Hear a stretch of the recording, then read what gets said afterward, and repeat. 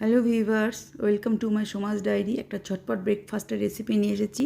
তার জন্যে একটা মশলা আগে থেকে বানিয়ে নিতে হবে। 4-5টা গোলমরিচ, আমি অল্প করেছি, অল্পর জন্য বানিয়ে রেখেছি। 4-5টা গোলমরিচ, ধনে 1 চামচ, জিরে 2 চামচ, আর ধনে 1 চামচ, অল্প হিং 1 চামচ, মৌরি আর হাফ চামচ চিলি ফ্লেক্স, সবগুলোকে একসঙ্গে মিক্সার করে মিক্স করে নিয়েছি।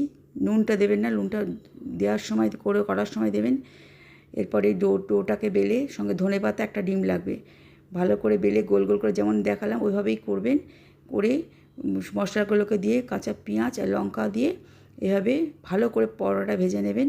এবং যখন ভাজা হয়ে যাবে তারপরে একটা ডিম দেবেন। এখানে পেঁয়াজ দেবেন না, এখানে মশলাটা যে অবশিষ্ট অংশ নুন দিয়ে দেবেন। দেখুন, এরপরে আমি পরোটাটা করে দিয়ে দিলাম। এটা খুব লোভনীয় সুন্দর রেসিপি, এটা ভেজে খুবই সুন্দর লাগে, অনেকটা মোগলাইয়ের মতন খেতে লাগবে। এটা পেঁয়াজ শসার সস দিয়ে খাবেন, দেখবেন খুবই ভালো লাগছে। এইটি রেসিপিটা ভালো লাগলে লাইক, শেয়ার, সাবস্ক্রাইব করবেন। চ্যানেলে নতুন হলে অবশ্যই চ্যানেলটাকে ভালোবাসা দেবেন।